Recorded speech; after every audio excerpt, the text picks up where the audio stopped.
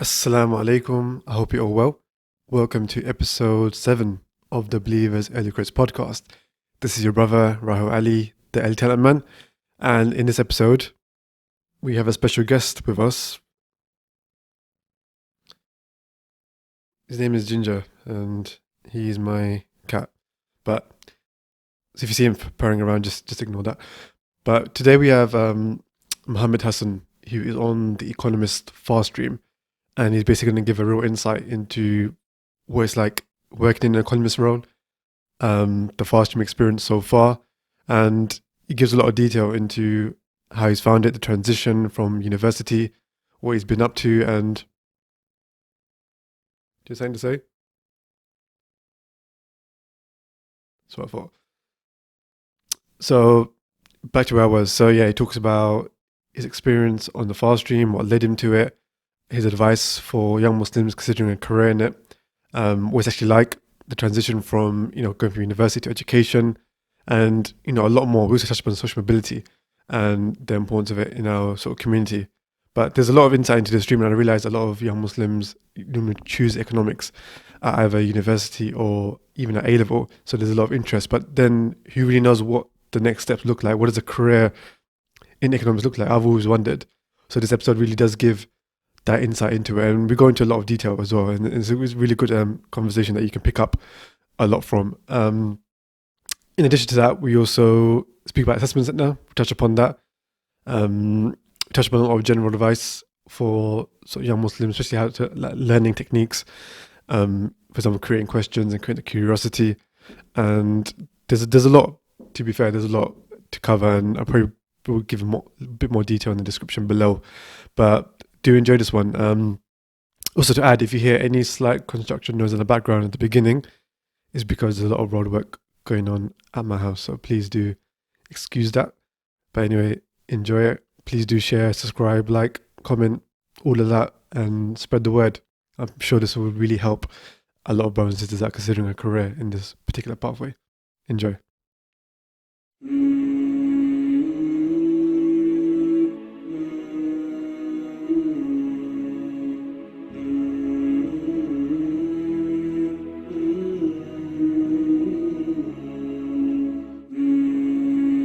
Welcome, Mohammed, to the Believers Early Quotes podcast. It's good to have you, bro. Thank you so much. I really appreciate you inviting me to this today. Now, it was very important to get you on, and the reason why is because you're on a stream, the Economist stream, which Yeah. I imagine a lot of young Muslims from our community take up that degree at university, or even if it's at A levels, they always have that interest in economics. Like you see brothers say either doing economics at A level or going on to university to do some sort of subject related to economics.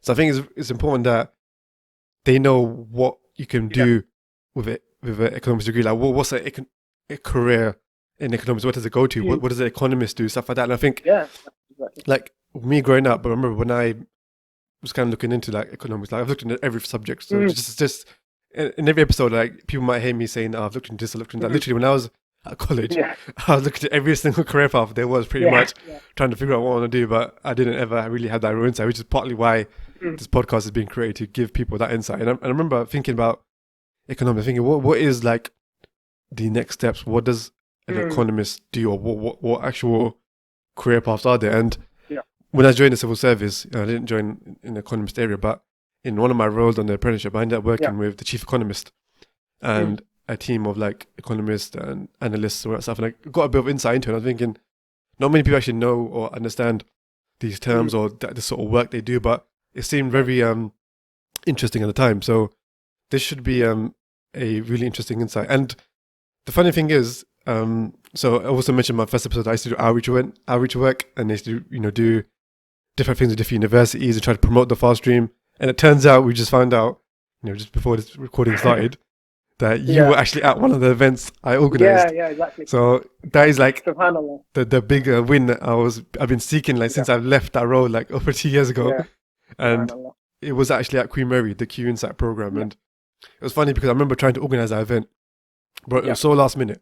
I was told a few weeks ago that I need to find some sort of room for up to like 70 students that come in from Queen Mary. This is like 2 weeks. Every room is booked at this stage. There's literally no room at all. So I think I had a little team of fast streamers and actually asked one, is there any sort of space at all anywhere that we can use? And one suggested the building in Whitechapel called GDS, Government Digital Service, which the irony is a few months later I ended up applying for a role there, ended up working there, and I'm there right now. But at the time I wasn't there.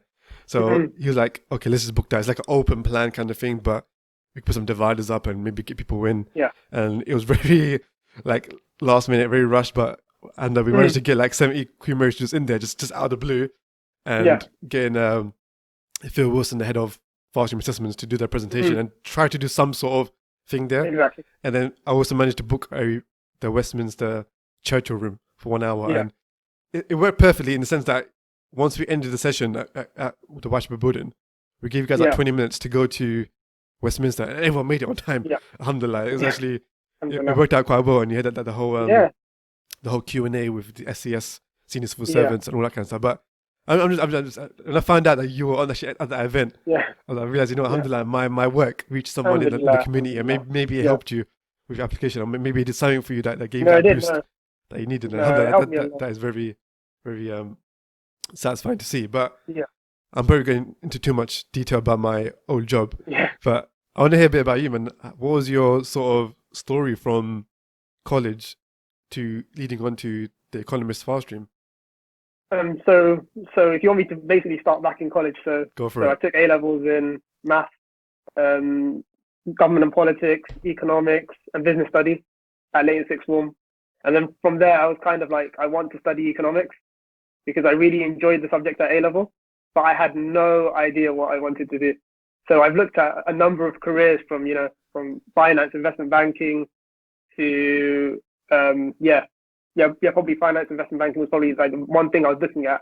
And then I kind of, learned a bit more, studied, kind of realized, wow, subhanAllah, it's very riba based. I mean, there's a lot of, kind of issues that, you question yourself regarding kind of like, is it for me? Like, are the hours for me? Because you also have to kind of think like going into the role, like roles sound very good on paper, like i.e. you're going to get X amount of money. But then when you divide it up by the hours, you also have to remember that you need to have a work-life balance. Yeah. And then the other kind of thing was also like, I really just enjoyed economics as a subject. So I am interested in finance, but I'm interested in finance more from kind of an academic point of view, kind of like how can we use finance to improve our lives? So for example, like I'm very into like development and education. I mean, these are things I'm very passionate about, but I'm not necessarily very passionate about kind of like just financing, like this kind of commercial business to grow, for example. So I'm more interested in it kind of from that aspect. But another issue that I kind of had was I didn't want to kind of, just be in one specific area. So then I went to study economics because I thought, economics is quite a broad subject. It will allow me to kind of, like if I don't want to kind of, like be an economist, I can probably just do something else. But I didn't really have much of a plan kind of going into university. I mean, I kind of just knew kind of the jobs that people typically do with the economics degree, but yeah. Yeah, I mean, who does? Like, when it comes to economics, who does really know? No, but I think one thing that I've seen as well from like a lot of the younger brothers and sisters now that are going to university now, like even my own siblings and stuff, I mean, they have a plan as to kind of like, before they get to university now, subhanAllah, there are companies that are willing to kind of, give like these, like young, talented, not even kids, but young adults, 17, 18-year-olds, bursaries and scholarships and stuff before they even get to the university. So this is before they even meet like, recruiters on campus. They're already meeting them before they're even at university, subhanAllah. Yeah. There's a few... So I think now, No, go on. No, I was going to say, so now I think, like the way that things are going, like it's never too early to kind of like think about what you want to do next, Yeah. It's interesting point you made because, I mean, number one, I know you touched upon the finance as in, looking at it from an academic point of view, but I think there's definitely a need for like the community as well to understand the finance stuff. Like organizations like IFG, Islamic Finance Group, I know they specifically focus on trying to make the Muslim community like more aware of how to spend the fund, where to invest and stuff like that, which is really important because I think it's definitely not something that's been on the map for a very long time. And again, if you look at the older generation, they were more about survival and just establishing themselves. Now it's about, okay, now we're past that level. Now it's about, what's the identity? What's what we're here for, and how can we actually maximize where we are now? Right. Because we're still like majority of Muslims are still like from the kind of the lower deprived boroughs and living in those areas. So how can we now lift ourselves up into being a bit more prosperous? And then when we do that, then I think we can create more institutions, more support for the community, and build it up, and then have more of that impact around the world, not just in the UK. So that is very very important. And the other point you made about people knowing about their plans more now. I think what they're trying to do now, what I realized, is that they are doing more work at an earlier age. So they're trying to target those maybe even in like year 10 or 11, maybe even before that. Even before, Trying to get them thinking about careers from that age. So as a result of that, when they start to go to college and university or whatever it is, they'll have a much clearer idea of what they want to do and how they want to get there. So that they are going for the early intervention, which I think has both its pros. I think to be fair, it probably has more pros. It's just that pressure at the young age to try to no, but you know what I think though, bro? Yeah, sorry to interrupt you, but what I think is like, I mean, like, like if you look at kind of like the middle and upper class kind of, like children, maybe, like, I mean, like who've grown up here, who may have gone to private school, this, that, the other, like, and their parents kind of drill into them, like what they're going to do. Like, i.e., like if your father's a lawyer, like he's going to, help you and try to push you in that direction from a very young age. So I think, if anything, I think these kinds of schemes that companies are coming up with, I think they're very good, and they'll help to increase social mobility in the long run. It's funny you mentioned that point, because I'm actually reading this book, and the brother touched upon literally what you said. So his name's Hashim Mohammed. Yeah, I have his book. Wait. Right, I've got his audiobook. So you must have got it from him. That's the one. That is the one. I'm glad you put it on this episode, because that book is... It's a very, very good book, It's amazing. Outstanding. Amazing. I'm like put on the third chapter now, so I'm literally going for every chapter in detail, trying to get every point he's making. But he mentions that point a lot. He goes, there's like a balance, or like two sides, where you've got like the kind of, the working class kid who gets to go out with his friends, play out, all of that stuff, and he gets that kind of socialization. And he goes with the middle class and the upper class. They draw their kids from a young age to be thinking about the careers, like whether it's, extra work after school, or making them maybe whatever projects they're doing. They basically give them responsibility and make them think about what they're gearing them up already to be ready for work. So they're kind of creating that. I think you mentioned the glass floor. So because they're coming out and they're so already, they know what they're doing. Their parents have already kind of set up for them. Whereas on the other side, we don't set up anything yet. So we've got the glass ceiling because we don't know what's going on. And how do we break that when it comes to that time when, for example, if they've been so brought up and so institutionalized in a way, for example, it complements, for example, how, because it mentions a lot about barristers and lawyers and the way their institutions are set up, which complements the way they bring up their kids. For us, it's completely opposite. So there's that kind of challenge there. And I think that's a very good point you made. So I take my point back about it being pressurized. But I think in a way, if you can find a balance between giving them... But I think you are right to an extent. I mean, it can be pressurized. I mean, for example, I've seen some scholarships. I think I've seen a Deutsche Bank one. I think it's called Steps to Success or something. And I think they give it to about 12 people who are about to go to university. I think it's 12 people. I mean, don't quote me on that. But it's a very small amount. But the scholarship is massive. I think it's about, I want to say £3,000 or £4,000 a year, on top of what you would probably get for student finance. And that money is, that's like almost free money, basically. Yeah. Like, I think you just have to do some internships with them. But there's a very small amount of them. And I would assume a lot of, young people will be applying for that. Yeah. So I do think there is a pressure, but I don't think, but I think it's about kind of, understanding how life works. Because I feel like to an extent, like, I mean, I don't want to say in a negative way, but I feel like to an extent, like growing up here, like kind of like going to school here, I mean, you're kind of, like kind of, I don't want to say mollycoddled, but you're kind of, like not exposed to kind of the harsh realities of, like you're not going to get every job.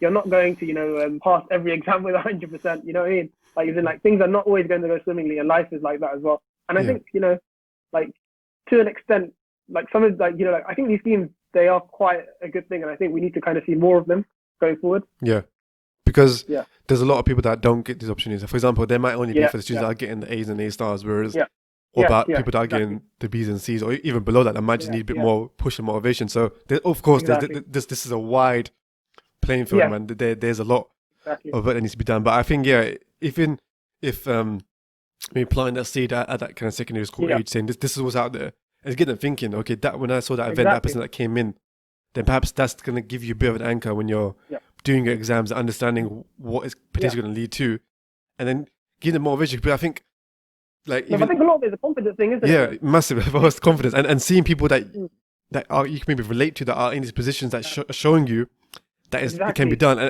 and not seeing that it's only a certain profile of an individual from a certain background that's only going to be there, which is normally we associate with the sort of white upper class, suited and booted, Yeah. and we think, actually, if that guy's in there, he can speak so well, and he's like so, Cool. polished. How is someone from me, East London, who's just like the Cockney accent or whatever it is, gonna adapt to that? But that's why I think that work at the start, and link it to role models and seeing people that you can relate to is really important. This is again, absolutely. the thinking behind this podcast was like bringing Muslims from different backgrounds, show that they are in these like roles, that it is possible, and that you can strive and even go ahead and do better. There's nothing stopping you. Sometimes because of all this institutionalization, like it was very difficult to kind of quantify, but it kind of creates the block in our mind. Yeah. And again, if we can list the confidence, then I think we could probably overcome a lot of it. But there's still some things that need to be done. But I think the overflowing thing, if you can build the right mindset and confidence in, learn how to cope with struggles, setbacks, and use it as a way of learning and pushing yourself, then definitely like it can only strengthen us rather than weaken us and get us thinking everything is against us. Because there are obstacles, but sometimes there's a book that I read called "Obstacles is the Way." So it's obstacles can really prepare you and bring you to another level that you may not perceive until after. But we've got a very interesting discussion about social mobility and a lot of different topics there. We could definitely talk about that more, because that is very interesting. And that book, People Like Us, from Hashim Mohammed, I recommend people to definitely listen to an audiobook or Audible or buy the book. It's available, I think, everywhere, pretty much. Amazon. Yeah, pretty much everywhere. Yeah. But back to the subject. So we kind of mentioned a lot about what led you to the Economist Fast stream. So was there any other graduate schemes or anything else that you applied for when you were at university? It's quite funny. So I don't know, because like when I was at university, I was like so like just entrenched, so interested in my studies. I kind of just said to myself I kind of didn't really follow up much with finance, because with finance it was kind of like I kind of questioned like whether it was for me. I made like a couple of applications like in my first and second year. Got interviews, I think, at 1 or 2, and then like I kind of just like left it at that. I didn't get through, so I just left it at that. And I was kind of like I don't know what I kind of want to do, because if you want to kind of do like if you want to kind of work in finance or consulting or whatever, like you kind of have to make sure that like you're on your applications, like i.e. you have to be very organized, have spreadsheets, and just keep going through. So if you make 1 or 2 applications, like as I did, you're not going to get anywhere with that.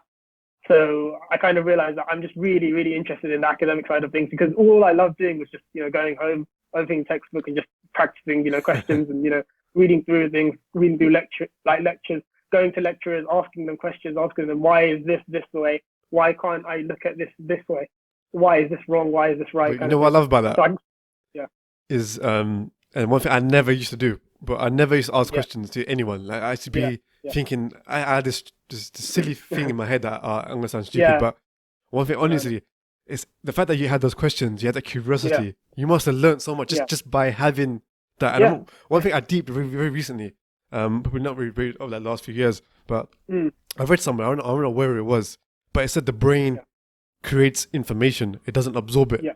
And it's like, if you have a question, you're creating information, and someone answers it, it's going to sink in way better, because if someone's just telling you something and you're forcing it in your head, it's not going to stick in. Whereas if you're curious about it and think, wait, what does that mean? What about from this context? How does it relate to that? Then you're going to learn so much quicker. And I honestly regret, I probably would have done so much better in my subjects if I actually was curious and had questions to ask that would make me wonder, what does it actually mean and how does it trigger my interest? Because I think curiosity, interested questions, if you've got that, then knowledge will absorb. So I think if we can in any way create that curiosity and interest amongst the young Muslims or whoever it is, I think the learning is going to be far more enjoyable and far more no, but I think that's probably the one of the, like the key pieces of advice that, I think that's a golden piece of advice generally, because I think I only really started questioning and really going to ask questions to lecturers and stuff like when I started, it was not even when I started. I think probably second year is when I started doing that. In first year, I kind of just treated it like school. So you just give me the information, I just take it and I just, try and learn it. But then I found I was so much better when I kind of, ask questions. And even if the Yeah, question, like, to me was stupid, I mean, they mostly like we just like, yeah, no, I understand why you're asking this question, and it's a good question, like most of the time. And then 100%. I kind of found, yeah, and I kind of found like they're happy to, really explain like why, like why they think this is the case, or why in their research paper they went along this line of analysis instead of going to look at like this kind of piece of data or this kind of metric Yeah. instead of like yeah. So like even in my role, like even in civil service, like I asked so many questions. Like even like I think it got to a point where the senior civil servant I was working with was like you're very good, but I think like sometimes you ask maybe one too many questions. So I was kind of like, okay. So I think I've got to kind of rein it in and kind of like learn that that like not everybody like not everybody in the workplace is like the academics maybe. Alhamdulillah. Just trying to figure out the balance. But Exactly. And I'm still trying to figure that out, and I'm still learning as I go along. and it's one of those things when you just start to get a feel of different people and learn those kind of people Exactly. skills and that stakeholder engagement in whatever form, Yeah. you Yes. figure out Yes. who to ask questions to and who maybe not to ask Exactly. the Exactly. questions to. But it's interesting because even like Yeah. when someone throws information at you, like for example, I used to go to some classes Mm. and like used to be absorbing information, and maybe one Yeah. or two things was set, like maybe the foundation was set, but then at a later point, something related to what I learned came up, and I was thinking, wait a minute, wow, Yeah. that's really interesting. Because I remember doing this in this subject, and now all of a sudden it just created that curiosity from that little foundation. So sometimes, Yeah. even then, maybe a bit of absorbing combined with the question's Yeah. curiosity can really raise it up. And it's Absolutely. definitely a something that people should be trying to do wherever they can. Yeah. Yeah. Yeah. Yeah. But what led you? What was it about the Economist Fast stream, I guess, that appealed to you? Oh yeah, it's quite funny. So I actually had like no idea that economic consultancy, existed at all. So I mean, the marketing for like the government economic service was outstanding. I think they must have said like they're the largest employer of economists in the UK, which I believe they are. Hmm. Like I think there's about 4,000 maybe, so that's quite a lot. So from there, I kind of was like, okay, yeah, that sounds quite good. So I only applied for that in my last year. I didn't apply for anything else. Like I only just applied for that. Wow. Yeah, yeah. I literally just applied for that, and then, alhamdulillah, some way, Allah, Allah allowed me to, have the opportunity to, get into my first time. So, alhamdulillah, I'm very, grateful for that. No, alhamdulillah, mashallah. That's pretty cool, man. And I'm sure, the Yeah, events, the Q Insight, yeah. No, it GDS, helped me that was tremendously. played a big part. Yeah, I'm no, just I'm it, just no. claiming I mean, credit there. but I actually did because you were saying how like you kind of organized it on kind of like a short time scale, but from my kind of experience of it, it seems very very like meticulously put together, seemed well organized. Like it seemed like it kind of covered everything, like from the application stages to kind of like if you get an interview, like like these are the kinds of things you should expect to kind of do, like and these are kind of ways that you can prepare yourself. And subhanallah, it really helped me like tremendously, and I think that's probably one of the key reasons as to why I was able to get on the fast stream, Yeah, because definitely. I actually had quite a lot of like colleagues or even classmates who also applied and they didn't manage to get through. And subhanallah, and I was only one, I think, out of all of those guys and girls who went to the Q site. So alhamdulillah. So I don't know if that's the reason why, but Allah knows. Allah knows, man. Allah knows. But if anyone's listening to this, make sure you attend these sort of events because Yeah. you can actually get a lot of value from them and bring some questions with you and find out what you need to know So to succeed. But in terms of the organization there, from the outside, I'm glad it sounded like I'm glad it looked yeah, okay, but internally, yeah, bro, there was one event or, where yeah, basically that week, yeah, on Monday I went to Manchester University to do an event. On Tuesday I yeah, went to Leicester University to do an event. On Wednesday yeah, I came back to the office, and yeah, the individual that's meant to deliver the Q Insight event, which was meant to be covering, I think, the leadership and analysis exercise, he told me on the day I came in at 10 o'clock. He's like, yeah, I can't go to that event today because I've got a senior leadership team meeting. Can you cover it? I was just like, yeah, I was like, wow, okay, yeah. let's do it. I was like, fine. And No, why not? Yeah, I'm not sure how that event was perceived, but I literally just went in there, yeah, both exercises. I think it was like only a few yeah, hours, and try to explain it as much as I can. But yeah, I just tried to yeah. salvage whatever I could at that event. No, I And think I remember this, and I think it was okay. Yeah, no, I remember. I think it was okay. it was me and Yeah, I think and it's a pretty work good. experience student. Yeah. It's literally just us two. Yeah, I feel like I remember this. Yeah, no, I feel like I really do remember this. Well, maybe you asked me a question. Who knows? Maybe I remember somebody asked me a question. It may have been yourself. Maybe it was me. Maybe. Yeah, I did have long hair though, so I look very different. I was wearing the same hoodie. Yeah. This is Yeah, the yeah, one for everyone to see. yeah. But alhamdulillah, man. Yeah, how things work. We Subhanallah. honestly, like, Yeah. I say, you just don't perceive it. You just don't see Oh, how things could fall into place where you're yeah, just doing your business and carrying on normal, but you're making your dua yeah. and Allah's facilitating so many Exactly. things. Exactly. Subhanallah. Yeah, Subhanallah. it's that You know, belief, man. Allah is the provider. Subhanallah. Definitely, man. Definitely. Um, so yeah, been completely blown away by that. So the actual Economist stream, I want to get into that, like Yeah. in terms of the running, because I know it's a bit different from Yeah. the traditional centrally managed schemes like the generalist, the Yeah. digital data technology stream, which I've got episode 4 focused on. But Yeah. how does it actually, run from your experience? And yeah, how does it work? And what was kind of meant to happen at the end? So from my kind of understanding of it, it's run by the Government Economic Service, or the GORS, the Government Economic Service, and the Social Research, or whatever it is. Yeah. They're based in HM Treasury, but they don't really take much of kind of a role in kind of what happens to the fast streamers after they've kind of been allocated to their initial department. They definitely So don't. I can it's vouch for kind that. of like, yeah, yeah, yeah. So I feel as if it's kind of like, it's just your, like, so like you're very much like kind of like, cared for by your department, like your home department. So whichever department you go to first, kind of, I mean, like, they kind of have responsibility for you. So in my case, it was Department of Transport. So kind of when I got there, like everything that was related to like anything that I had to like look at was mainly from the department themselves rather than from the fast stream. So yeah, it's quite different in that respect. Yeah, because I realized, in a way, like people might be wondering, do you get a say on which department you get to fall into? And I Yeah. don't think, did you? I don't think you do you? Yeah, so basically they sent. I mean, Oh, so basically, the government economic service. So like the guys at HM Treasury, so they send like a form and they kind of get you to like tick out preferences and location preferences. So they basically say that like if they can't give you like a department preference, they'll give you a location preference. So obviously, I okay. chose certain departments, and I obviously said I want to stay in London. I mean, just to try and save some money living at home. Yeah, And yeah, alhamdulillah, I was able to get a department in London. So yeah, I'm very happy with that. yeah. And basically, I think the way it normally works is you normally stay with the department that they initially assign you to for 2 years. Hmm. But my Department of Transport, kind of has like an internal agreement such that you can like rotate to either DEFRA or MHCOG, which is quite good. Yeah, And that's quite a big advantage if you want to work in one of those 3 departments. yeah, definitely. DEFRA is that the Environment, Food, Agriculture Yeah, Department, and the yeah, MCLG is the Communities, Local Government, and yeah. yeah, basically that. Ministry of Housing. Yeah. Yeah, that's it. Ministry of Housing, local. I'm not going to say it because I'm going to mess it up. But because normally, from my understanding of, cause I've kind of seen it from different angles as well. I've seen it from the Department for Work and Pensions perspective, where I think the economists basically stay in that department, DWP. I think they got a lot of economists there for the whole Yeah. duration. And I believe after a year, they potentially explore whether they can Yeah. swap roles with somebody else from another team, another economist, and kind of rotate on that basis. But they largely stay in DWP.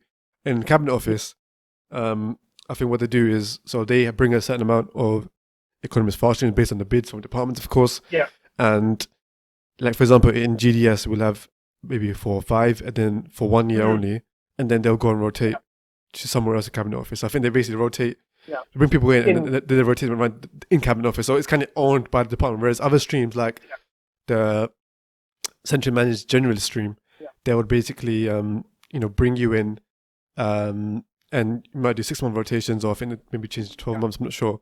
But you'll be at, for example, you could be at Cabinet Office, then you could be at Department of Transport, then you could be at HMRC. You could kind of vary a lot from that. Go So, anywhere, yeah. Yeah, definitely.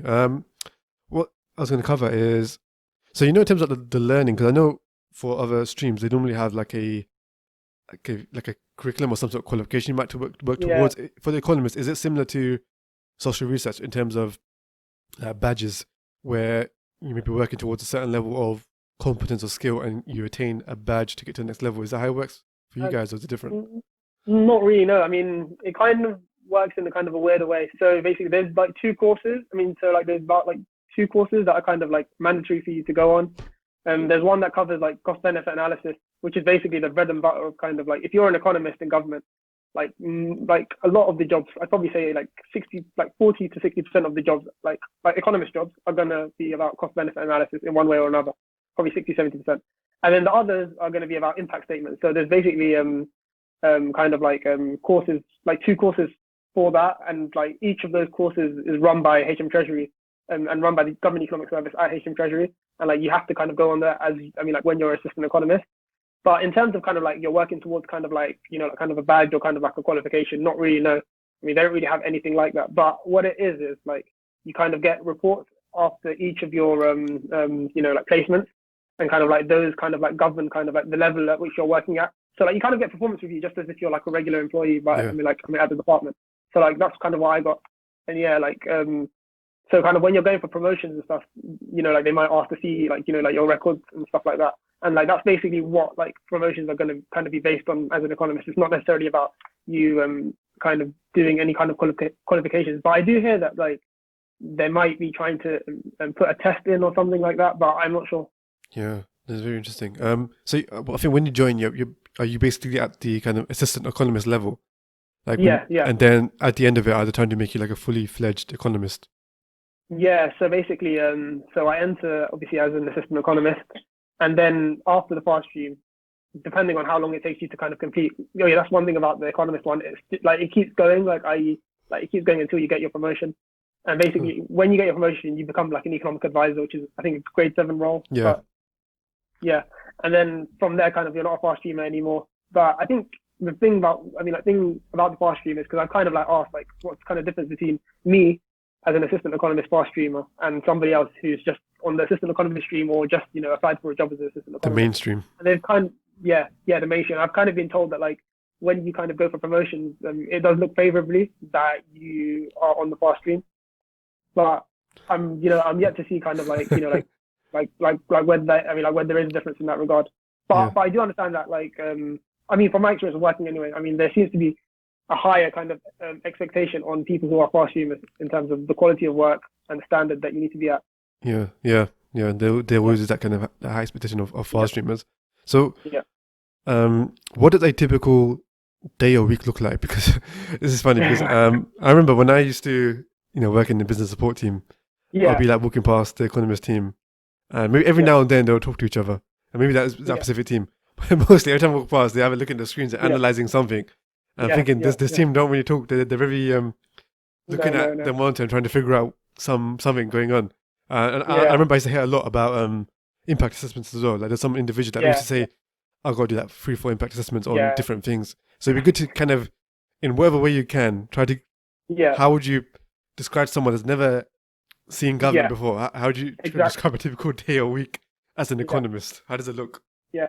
I'm going to say the most cliche thing now. Like, I don't think there ever is kind of a typical day because things are. From my experience anyway, things are just so fluid. Like things are just changing all the time because I was in quite a like stakeholder engagement kind of role as part of transport, so I was kind of very reactive in terms of what I had to do. I was very busy actually relative to some other people. But in terms of like a typical day, like pre-lockdown or post. Let's do both. So pre-lockdown. Probably, wake up in the morning, after praying and Fajr, wake up in the morning, get changed, obviously have a shower, get changed, get ready, pack your bag. I did try to pack lunch, but I kind of gave up on it. Like I just end up kind of going to like prep. So forget about that. Make sure your laptop's there, make sure everything's there, and then try to leave the house for 8 o'clock. After I leave the house, go to the station, train about 45 minutes to get to the office. I'll be there about 8:50 to 9 on a good day, and then from there kind of just start to work. And normally kind of like I'm kind of like on kind of a hamster wheel in terms of like I already know what I need to be doing. So there's like X, Y, and Z kind of road scheme that I need to look at. I need to do it by this day. I need to have looked at like this business case. I need to have written kind of some economic documents. Summary economic documents for the ministers to look at. So I kind of know what I'm kind of doing, and that's kind of what my day is. But then throughout the day, kind of people, come and see me, come and say, "Oh, could you have a look at this? Could you do this for me? Could you do that for me? What do you think about this?" Kind of like, I think I was working in quite an active kind of area in the department. So primarily that was my role, but I also did research for the department as well. So that was quite interesting because the Department of Transport, I think, is probably one of the most analytically rigorous departments. Yeah. In terms of they literally have like a full kind of appraisal guidance, like i.e. like you can kind of see like how does the department measure and quantify and value investments in road schemes. Because before I came to the department, I had no idea like how roads are built. I thought it was just like they need the roads to connect this town to that town, so they're going to build it. I had no idea about the the planning process, the approval process, strategy orders, going to parliament to just get things approved, going to court, going to the high court sometimes, like it can get very, very, like it can turn into kind of like a circular loop, which is really, really interesting. But yeah, typically I think like, so I had two sides to my role, as I said, kind of like the stakeholder engagement with like local authorities and business cases, and then I had the research kind of thing. So the research was more on the side. So the bread and butter for me was kind of the stakeholder engagement. I had a lot of meetings with local authorities. Probably in like a typical week, I'd probably have 4 meetings with local authorities. And each of those you'd have to prepare like 2 to 3 hours for. So that's already, 12 hours in a week gone. Yeah. I'm just thinking, and that's just to prepare for the meeting. Yeah. Yeah.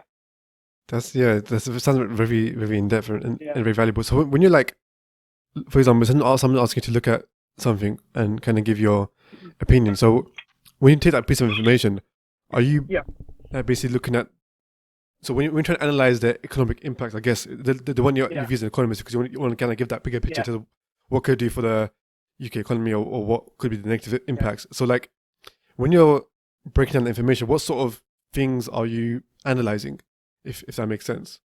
So I don't know. So for me, I think every kind of analyst does things in like their own way. But I think for me, primarily, I don't know, because I'm quite a meticulous kind of person. So first, I'm looking for mistakes, and you'd be surprised at the amount of mistakes that consultants and local authorities can make. Like basic, not surprised. I'm not surprised. Basic mistakes, like sometimes using one number in one part, and then at the end, like at the summary for that specific, part of the business case, using a completely different number. And then you kind of have to, like make a list of questions to kind of ask them and say like, so you've asked, so you've used this value here and you use this value here. Which is the correct value? Because it's not for us to kind of, guess and say like, oh, we think it's this value, So I think a lot of it is, like from a scrutiny aspect. So yeah, firstly, I think just looking for mistakes. Then after that, looking at kind of like the appraisal guidance, as I was telling you, the Department of Transport has very detailed appraisal guidance. It's called TAG. You can look at it online. Like, yeah. I wouldn't bother, reading it too much or getting into too much detail with it, but it's very technical, and it kind of goes over kind of how we would kind of, expect kind of a business case to be built, around, and how we would expect the economic benefits to be quantified. So yeah, generally like that. And then also a big thing in the department is proportionality. So when I'm looking at something, I'm looking at it to kind of gauge an understanding as to kind of like, have they quantified all of the kind of benefits and costs that would be associated with the road scheme? Like, for example, let's say we have a scheme that's going to go through next to a primary school, and it's going to induce a lot of traffic. Have they looked at the impact of carbon dioxide? Like, have they measured like what the carbon output would be of this road scheme? Have they looked at like safety impacts? Have they looked at like accidents? Have they quantified all of these kinds of things? And like these kinds of things can be quantified through specialist software. Wow. But the point is like, have they done this? If they haven't, then we go back to them and ask them questions. So I think like those are kind of like the primary kind of like the big things in terms of like road transport appraisal. But it really depends. For example, some days I might just end up like, also sometimes we want to be so proportionate that like sometimes I will end up doing some of their work for them.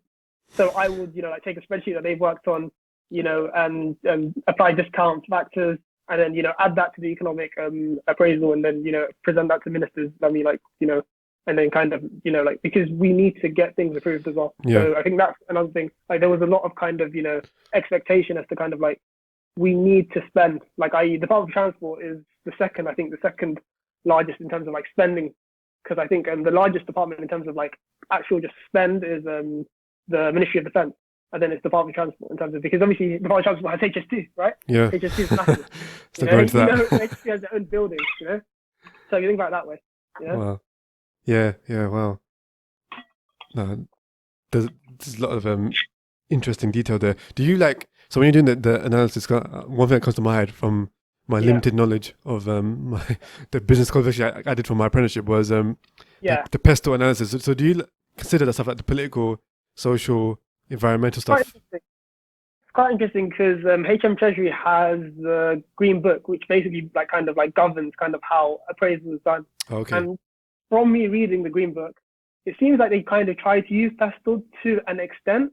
So they try to kind of like, like try to like kind of structure it such that it kind of follows kind of like a routine in terms of like you have your so business cases, 5 cases: commercial case, economic case, financial case, and what the other two, strategic case, Yeah. and I forget the last one, but yeah, like there's 5 cases, and basically that's what it's kind of built on, and they kind of try to go through these things in kind of a pestle kind of way. But again, it's only guidance, so sometimes you kind of find local authorities and consultants who follow it kind of to the dot, and others kind of twist it and kind of like to suit their needs, because sometimes it isn't necessarily worth them kind of like making such a detailed business case, because i.e. this still costs them money to produce, like for something that, I mean, so it's all about proportionality, isn't it?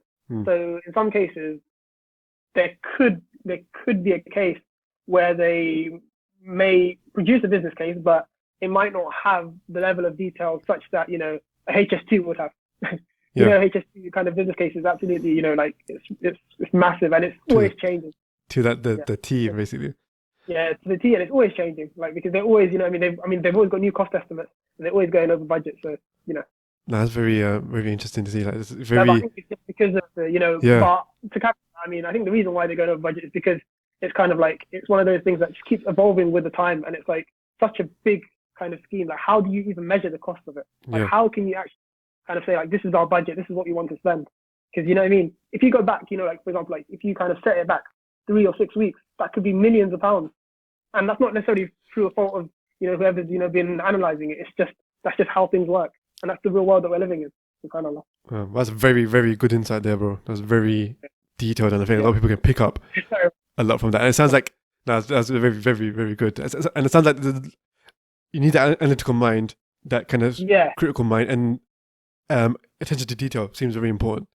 Seems very because the thing is, you have to remember, at the end of the day, is like, as public servants, as civil servants, we're looking at these schemes, but we're looking at it from an aspect of like protection, i.e. we want to know, is there anything that can go wrong?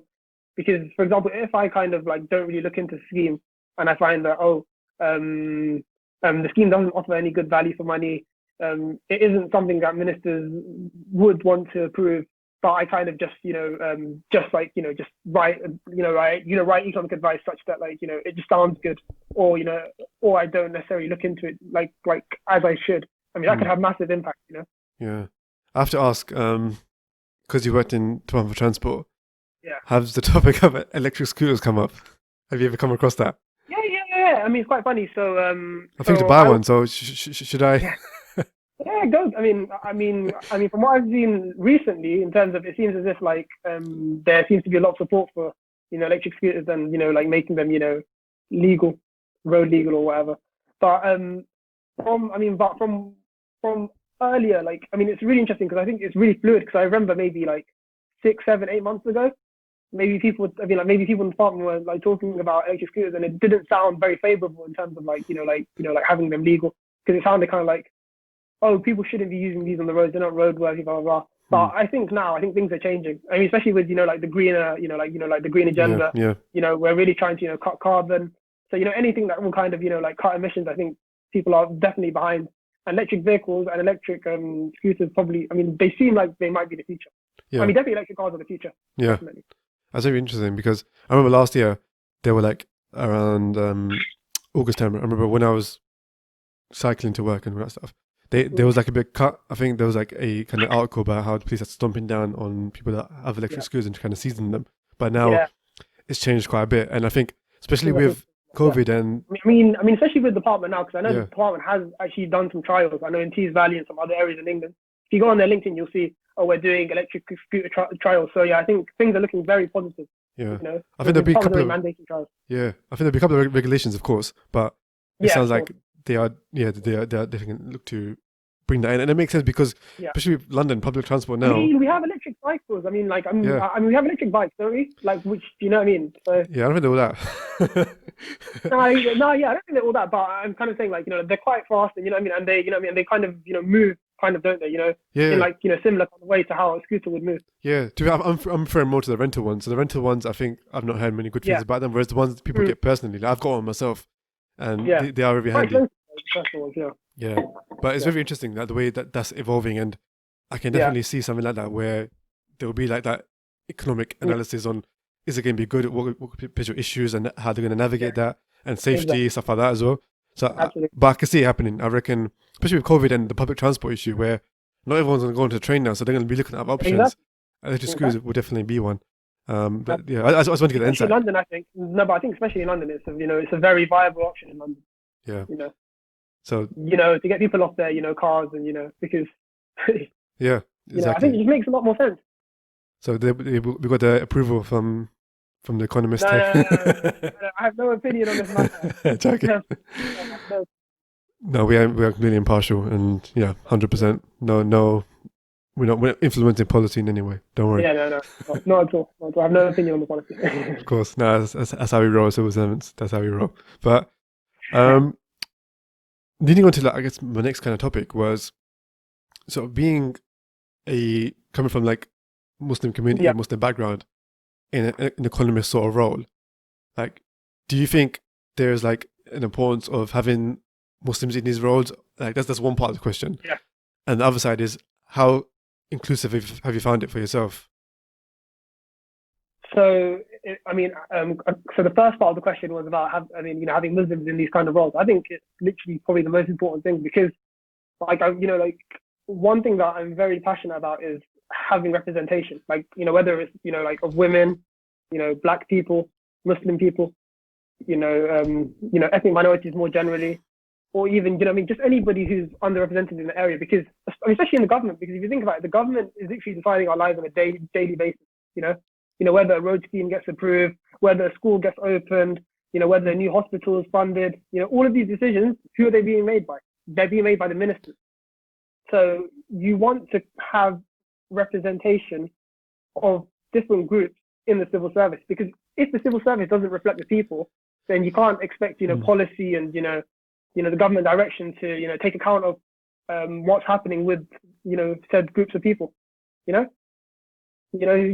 sometimes I feel like us as a community, we're very kind of like, overall, sometimes we're quite negative. Sometimes we're quite like, like this is not fair. Like, they're not allowing us to do this. They're not allowing us to do that. But I feel as if we can, if we can, have the ability to, take an active and positive role, like, in our civil society, then that will, allow us to, kind of, either get what we want to get, or it will allow us to kind of, have our voices heard such that positive change will happen eventually, inshallah. Inshallah. And that's really important. And I think alongside that is really, if you're the individual that's there, really understanding, the importance of representing as well. Because it's one thing, from the outside, government wants representation, like civil service, it's big on it. The Fast campaign was massive on it. I remember working on it. I was literally a diversity events coordinator, which shows. Exactly.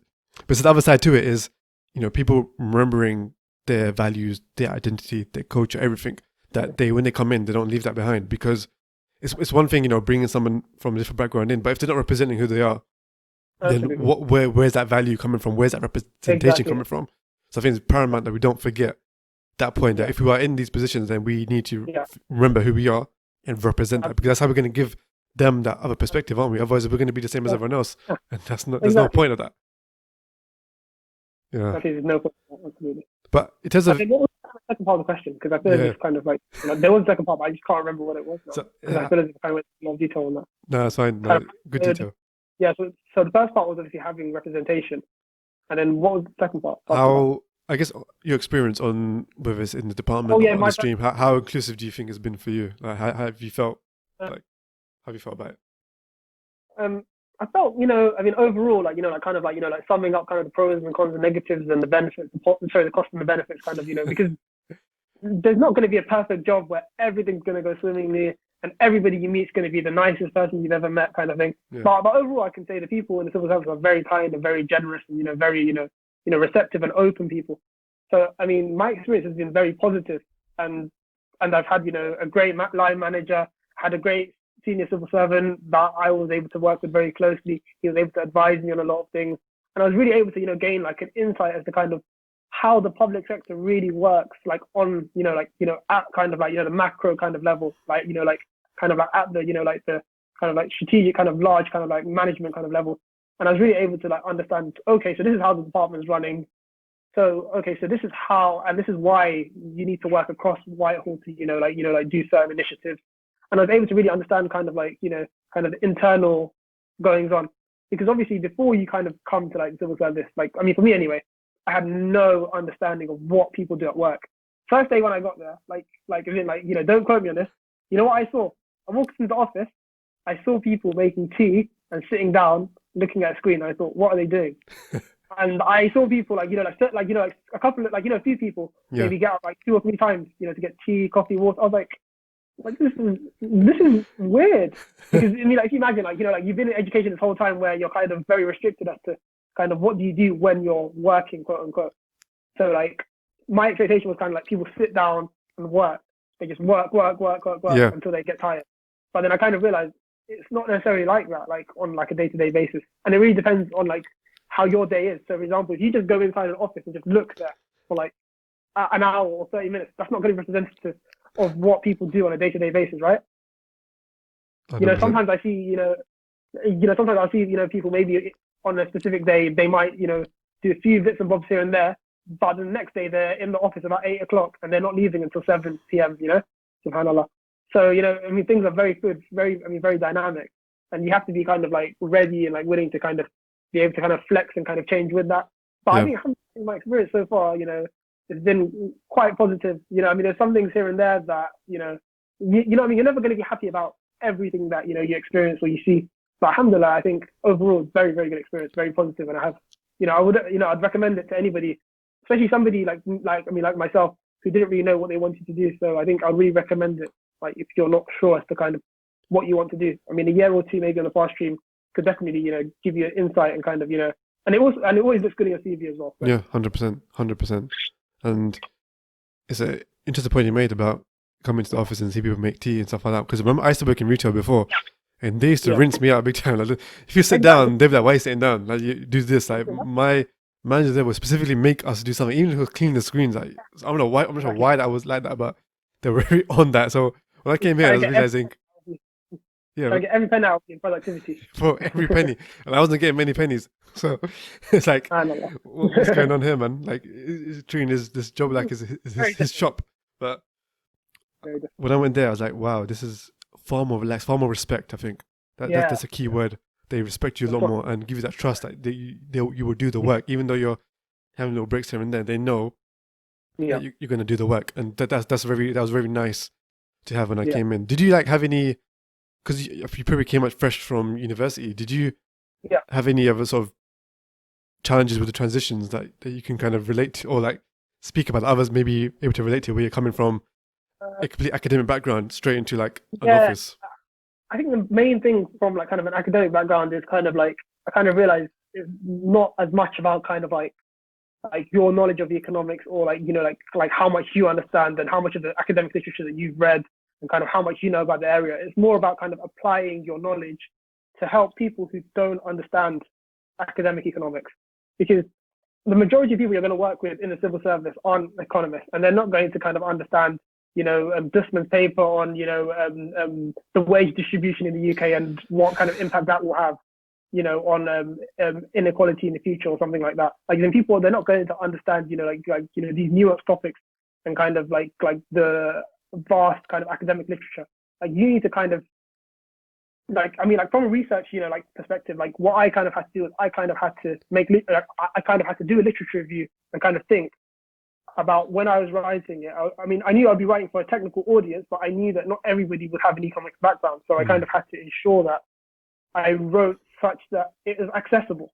I mean, not only accessible to people who are analysts, but also accessible to a person who is, head of infrastructure at, a local authority somewhere in England, who has, who's never taken economics class before. So I had to just, so you kind of realize that you're writing for a specific audience. And then again, also writing for ministers as well. Writing for ministers is you have to really not tone it down, but you really have to make sure simplify it. you get but the thing is, I mean, you're not necessarily simplifying it, but you're just making things clear. Like instead of using technical language, you explain it in a clearer way. So you're not necessarily dumbing it down or making it easier. Like you just have to ensure that it's understandable. So you're going to communicate the same idea. So you're going to tell them it's not worth you doing it, but you're going to do it in a structured, well-managed, well thought-about way, such they can be like, okay, so they're saying that they don't want to do the scheme, but why? And then the reasons are kind of listed out. And then if they need to have further clarification, either myself or another economist and the kind of like the senior civil servants can go and speak with the minister and explain like this is the reasons why we don't want to do X, Y, and Z. But again, at the end of the day, the civil servants are there to advise, the ministers are there to decide, and they can do anything that they want to do. But I think it's all about kind of that's also another thing you have to remember. It's like regardless of what your kind of personal opinions are, and regardless of kind of like whatever the analysis is telling you, at the end of the day, you're going to present that analysis to whoever, and the decision maker is going to make the decision at the end of the day, and it's out of your hands. Yeah, no, you're right. I think you can maybe like give where you can your sort of favored opinion, or have that sort of where possible. No, basically, you do your job, like, as in, like, it's quite, it's quite kind of disheartening, and I mean, especially like when you're young, like you kind of like I'm going to change the world, I'm going to do that, but like in reality, is things are run in a certain way, Yeah. So you just do your part, you do what you can, and then what I mean, it's like leave it at that. Yeah, definitely. Yeah. I think that's a good point, because people can be very like people want to change the world and everything, but sometimes when you're in the real world, you realize you got to play it by the cards. I think you got to play it like smartly. No, but yes, absolutely. Like absolutely, no, but absolutely. I mean, that's the one thing I'd say. Like as in like, thing about careers are like, if you think about it, like you leave university when like 21, 23, 24. Like, I mean, let's say you do a PhD, you probably leave at 24. But like you leave like like in your 20s, some point in your 20s. After that, you've got at least 30 years of working. 30s, 40s, 50s, and then you'll be 60 something. Like you've got that. Like your career is so long in terms of time. So, I mean, one thing is, I mean, you don't necessarily have to kind of rush into kind of, like getting into your dream job from day one. It's kind of like about building yourself and, like structuring yourself and, for example, developing, like your ability to kind of speak publicly. And also another thing that I've been advised, by other people is, like to really develop soft skills, because you can be as good as you want in terms of technical kind of aspects of things. Like, for example, you can be an excellent economist, but if you can't communicate your ideas to, to the public and to the world, then it's kind of, like you're going to kind of really struggle to kind of, get yourself out there 100%. as much as, exactly. As much as somebody else who might not have as much technical know-how or skill as you, but is really able to explain ideas and, really engage with people and, inspire people and, push people forward. 100%. Yeah. Too many gems there, bro, to take in one go. But people would definitely need to internalize that. I think one point I'll make as well is, like, not perhaps getting into the ideal job straight away, but the process, the journey, and that's covered a lot in episode 2 and 3. Like Mohammed Faris, the Productive Muslim, and Mohammed Arshad, Muslim Mastery, mentions that a lot, and it's a gradual journey, and people need to definitely internalize that. And I think soft skills, the more you develop, the more experience you get. I think even organizations like government, there potential is scope where you can maybe start to have a bit more influence, not the full influence of the final decision, but as you become more senior, then perhaps your opinion or your value will start to hold more weight, and you can kind of shift things more towards what you feel, which is why it's important, again, to have Muslims in these positions to kind of have that perspective. And if there's something really off, then you can use your influence and your senior position or whatever it is to try to work around it. Yeah, exactly. Absolutely. Did you consider the summer diversity internship? Yeah, so I don't know. I mean, I think I was kind of unlucky with that, because I didn't really have any guidance for it. So I think I applied for the summer diversity internship and I didn't get it. But although I feel like now it's grown a lot more, because I think when I applied for it, I think maybe there was 80 or 100 places. I think I applied for it in, I want to say 2018. Yeah, I want to say it was 2018 when I applied for it, like for the summer of 2018. And I feel as if it wasn't that big then. But I feel like now, I mean, but maybe it's a LinkedIn effect. that I'm seeing so many people, like who have done internships, like, I mean, SDIP internships this summer, and I've, met a couple of people in Cambridge who've done that as well. So, Yeah, alhamdulillah, it's very good. yeah. No, but I don't know, fellowship now, it's much bigger, but am I right or am I wrong? I Or, think or was I just unlucky in that respect? I think maybe unlucky because as far as I'm aware, I believe the 2018 Yeah, 2019 year there was a lot. yeah. There was a big No, number. 17, 18. So, 17, I 18 mean, maybe a bit less. I think there was still like maybe so I applied in 2017 or, like, so yeah 2017 to yeah. do it in summer 2018. Yeah. I, But regardless, yeah. I'm not sure what the number was for that. I reckon though it was still probably Yeah, around still the yeah. 200 mark, 250 mark. Okay. The Yeah. following year it was about 400 or so. Then this Yeah. year they tried to push it up, but again because of COVID, they've Yeah. not been too successful with that because of some of the departments withdrawing Okay. because of the number of issues Yeah. they were going through. But the reason why I asked that is because No, I I know think that would be a good opportunity as yeah, well. Yeah. because I advise people, if they are Try especially that. second year or third year, definitely apply for both because you can apply for both. And if you don't get into the fast stream, then you can do the summer service internship. And as long as you reach the criteria, which isn't too hard, they'll give you the fast pass, which will take you straight to assessment center at the end of Yeah. the fast stream. So you skip all the online tests. But that leads me very, very nicely onto my next point. So I'm not going to ask for like a full overview of the assessment center process or the application process unless you want to give it. But are there any like processes that you perhaps found particularly challenging, or are there any steps that I think let me word this in two ways. So are there any stages there that you think you think you give a lot of advice on and give people like good tips to prepare for? Number one. So if you think about either if it's online stages, video interview, or like any of the group leadership or analysis exercise, is there anyone that you think, okay, I've got some really good advice for that you want to give? And we'll start with that first, then I'll go to my next point after. Yeah. So in terms of, I mean, I think I was kind of lucky that I found, like the Q Insight at that specific point of my, time, like where I didn't get onto the SDIT, but then I kind of was still interested. So I kind of just, I kind of just took that kind of a stab in the dark. I was like, let me just apply for it. But my main focus was academia. Like my main focus was research. My main focus was kind of like, let me graduate and let me just kind of like look at kind of like going into research or going into something like that. Because that was kind of what I was kind of driven by, either that or kind of, some kind of economic consulting or something like that. But I didn't really know about economic consulting at that time, but I feel as if kind of I was thinking about that kind of career, but I didn't know what it was at that time. So the only thing I knew was kind of the government and the civil service.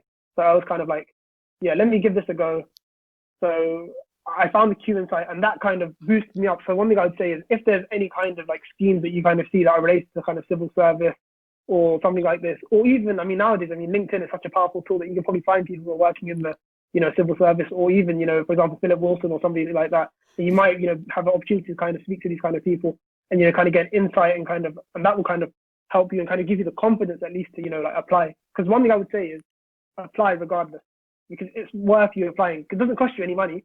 It costs you, a few hours of your time. If it, if it goes well, alhamdulillah, you have a job. If it doesn't, oh well, there's so many jobs in the country. You learn and, so many jobs, you don't have to, it's not that you have to, get a job at, the civil service or at, VT or Goldman Sachs or whatever. Like, there's so many companies in this country, right? And there's so many opportunities. I mean, that's one thing I can say. Don't ever feel as if, like, you shouldn't apply for something. Like, even if kind of like something says like, oh, that they want people that are kind of like this and you don't think you're like that, give it a go. Because what's the worst that's going to happen? They're going to say no and they, you move on with your life. So I think one thing is approach the test like that with confidence. Because with me, I was kind of like nervous. I was kind of like, oh, I don't know if I can pass this. Let me give it a go. Alhamdulillah, Allah facilitated. And alhamdulillah, I got through.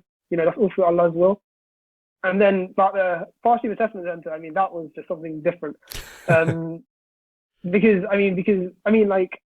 you kind of understand how assessment centers work, but I think that is quite intense. In terms of, I found the group exercise was okay. Because as long as you're kind of advised about kind of like how to kind of conduct yourself in a group, to be kind of, structured, well-mannered, respectful, but also getting your point across and hearing other people's points, it's, it's dialogue, it's not you being a dictator and, forcing your opinion on other people, So I think that is very important for that, part. And then the written exercise, I think it's just about speed kind of. like, like kind of reading through the documentation and just writing. How did you find that one? Because it's like, from what I've gathered Weird. from your profile, like you like analyzing, scrutinizing, and I do, but I think with that, there wasn't enough time for me to really enjoy kind of like doing it. Like, so you read through it, and then already then that's 20 minutes done. And I think I can't remember if it was 40 minutes or if it was a certain amount of time, but like it's a short amount of time. So you read for a good portion of it, and the rest of it you're trying to kind of write down all of the ideas that you had, trying to create tables, trying to make things look good. You're just rushing. But I feel like that was an interesting exercise. But with that exercise, you literally have no idea as to how you've done with that. You don't know if it's good or bad. You just kind of wait for that. But then I think the big one for me was the kind of like I don't know what it's called. It's not like an interview, but it's kind of like it's like a one-to-one kind of like where you're kind of explaining so you get to read through like some documents. the leadership one. The leadership exercise. Yes. Yeah. So the leadership exercise. So that was very tough. So I read through the documents. I thought, yeah, this is okay. This is it's okay. Like as in like I was taking it easy. I was like, yeah, like what are they gonna ask me? So I went in there. I met this very tall, sounding like as in like a guy who sounded like middle upper class white man. Looked about in his late 50s, maybe early 60s. Very tall, very like commanding kind of. And I was kind of like, okay, hi. So then he was like, hi. We got talking, and then he started asking me questions. I answered the first few very well, and then he got me on a question where I didn't know what the answer was. So I was thinking to myself, just give me a second. And then I was just kind of like, I don't know. Like, I'm sorry, I just don't know. And then he was like, okay, but then like he was pressuring, like, and then like, so the manner in which like he kind of like spoke was kind of like a way, like, like to kind of like stretch you and kind of, like kind of get you to like think, and to like kind of, put you in that kind of situation as if like you're kind of the senior civil servant who's advising the minister's asking you these questions. So I thought that was very interesting, but very tough at the same time. If you could go back in time, more questions. If you could go back in time and do it again, what would you have done differently for that leadership, or what would you have maybe tried to say? I think maybe in the leadership, I think the only thing I probably would have done, I probably wouldn't have said, I don't know. I think I probably would have just tried to kind of, come up with something on the spot. But I think, alhamdulillah, I think the way things work, I don't really have any regrets. And I also always like recommend all my friends that if you ever get a chance to go to the Fast Stream Assessment Center, even if you're not interested in necessarily working in the civil service, I think it's very beneficial because they give you so much detailed feedback. That's something that no other employer, public or private sector, I've never seen like the quality of feedback that they give you from the Fast Stream Assessment Center. I've never seen it. And even the assessments themselves, they're rigorous to the point where I have friends who work in, big law firms now, like big commercial law firms. Like I even asked them, like, so when you went to the Fast Stream Assessment Center, because they had some interest in working in finance in the civil service, so they applied. They went to the Fast Stream Assessment Center, and they were like, that is tough. So the quality of assessment and also the detail of kind of the feedback that they give you will benefit you throughout your career because they really, really go through kind of like, the, technicalities and kind of like who you are at that time and what they kind of see in you. Like I still have my report until now. Wow. Do you want me to kind of open it, just like give an example of kind of things they said? You could try. Yeah, hang on, just give me a second. Hang on. Let's see if it works with this tech, because I might only have like a certain portion of your screen on this thing. But let's see if it works or not. If it doesn't, then we'll skip it. I can just read it. No, I can just read it. All right, go on. I don't want to kind of, yeah, that's fine. Hang on, let me just see. Hang on. Okay. Sorry, something just came from my screen. Yeah. Whilst loading that up, I'm going to say, so my episode 6, there's a whole episode dedicated on the Fast Stream application process. And I basically try to give all my advice on that.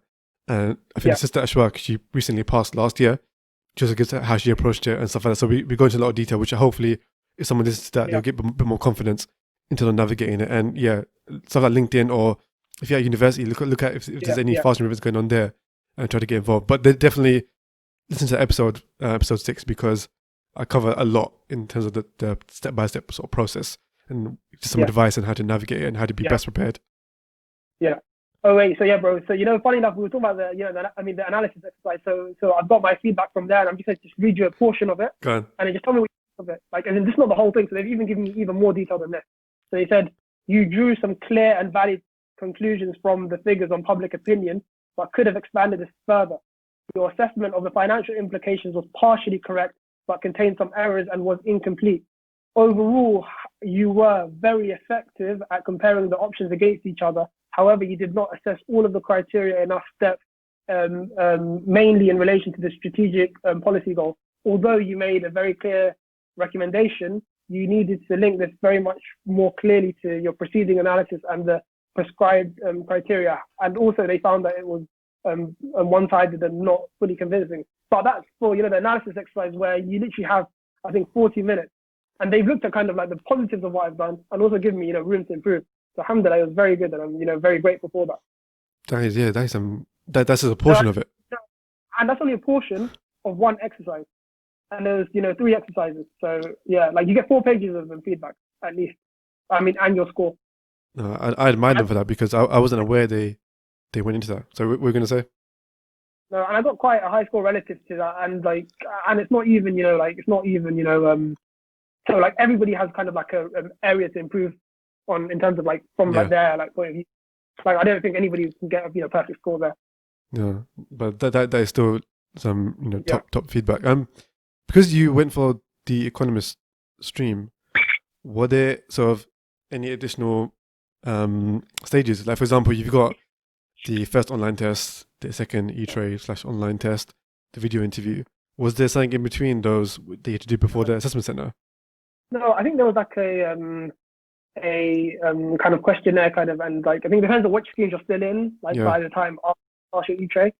So I think like I was in like government statistical service, government economic service, maybe one other, I can't remember now. But yeah, so they just ask you like general questions that's kind of like which modules have you taken at university? Have you been to the economic assessment center before? And that was basically kind of it. So just general kind of questions around that area.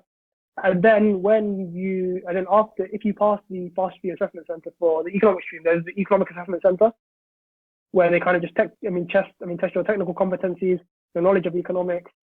So I think there's a presentation, like macroeconomic, like little questions, like multiple choice questions, or maybe. Was that okay? Was that a challenge?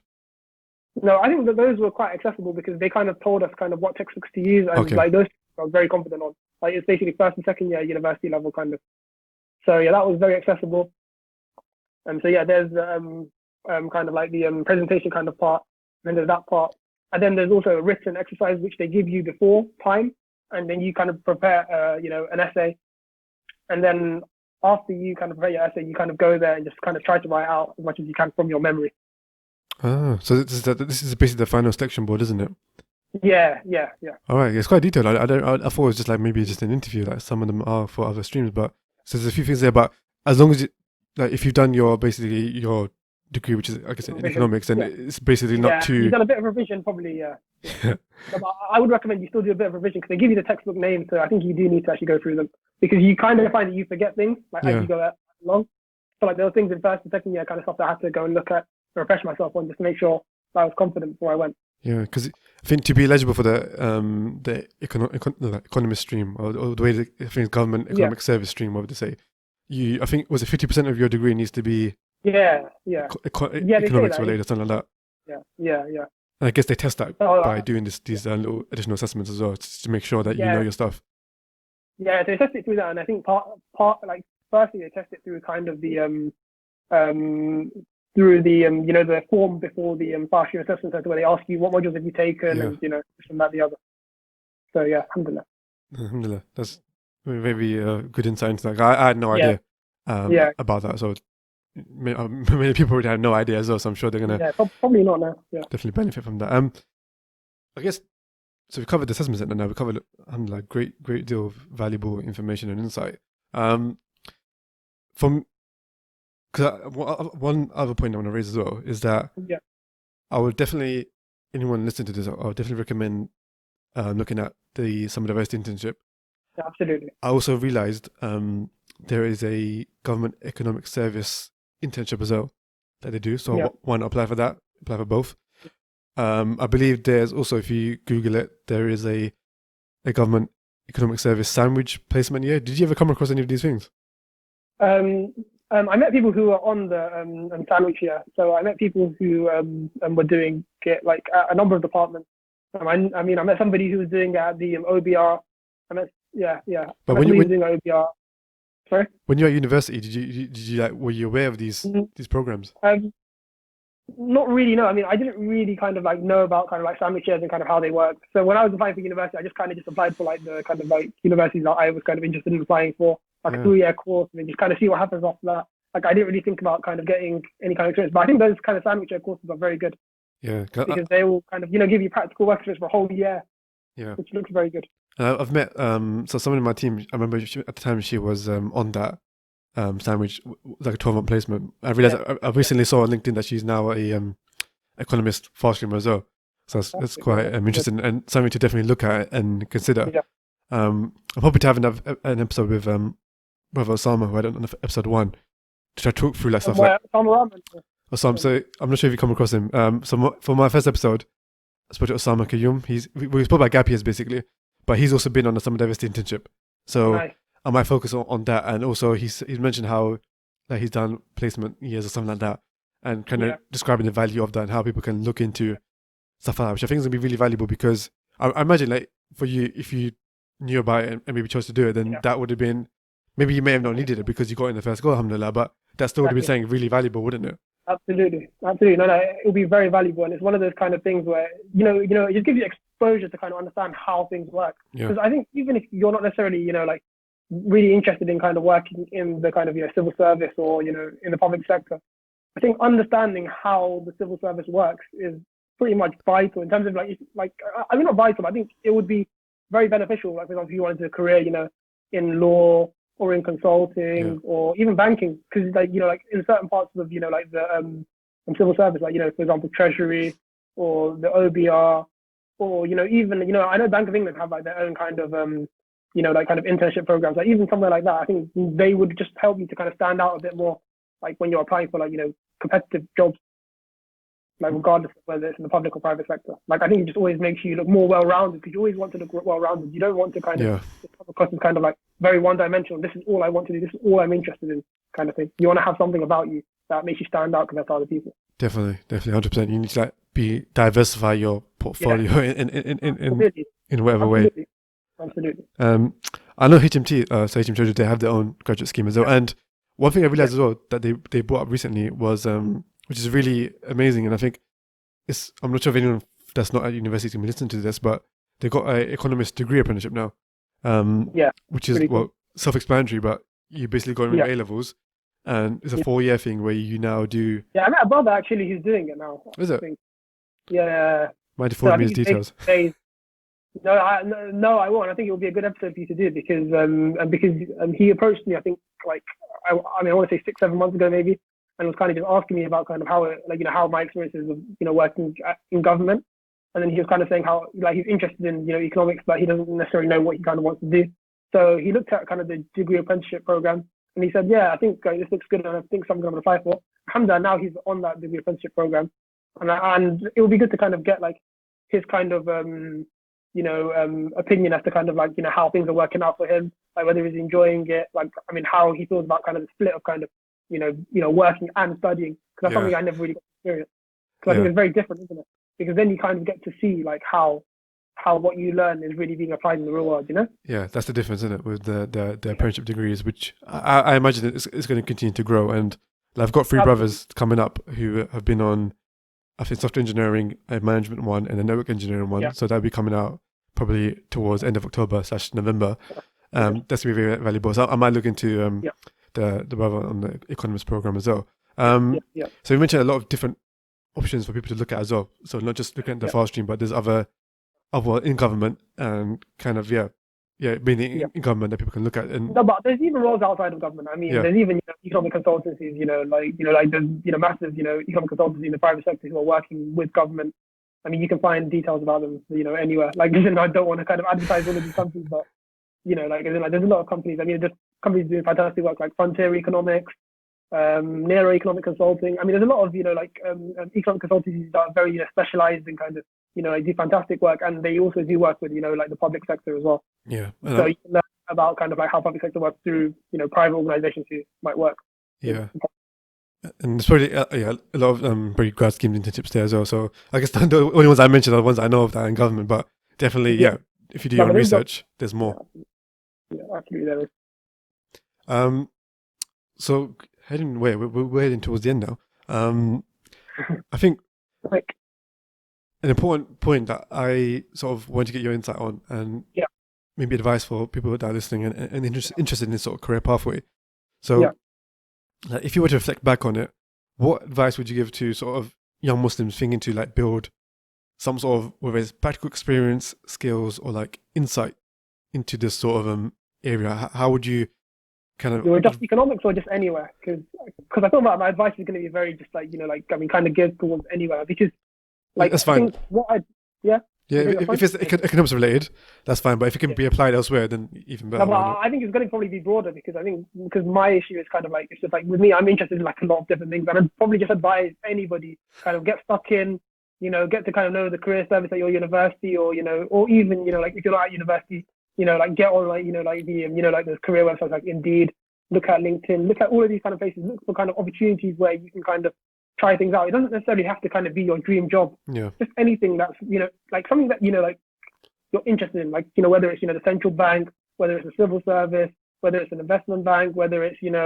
management consultancy, whether it's a law firm, all of these industries like they have insight programs and they have things such that you can understand kind of like what it would be like to work there and kind of like that will always benefit you like because the more like the more that like you can probably like grow as a person and kind of understand what do you like, what don't you like, where do you want to be, where don't you want to be? Because I feel like that's one thing that like I find like I mean in our community anyway, it's like we're very limited in terms of no, I'm not trying to be negative in this respect, but I feel like we need to kind of diversify. just broaden our horizons and have a look at what's going on around like around the country, have a look at like opportunities that there are, and try to get into influential places as much as we can and kind of grow and kind of take risks, take opportunities. Because now, alhamdulillah, I think a lot of brothers like like IFG, like I know IFG, they have a venture capital kind of thing that they're working on at the moment, where they're investing in startup companies,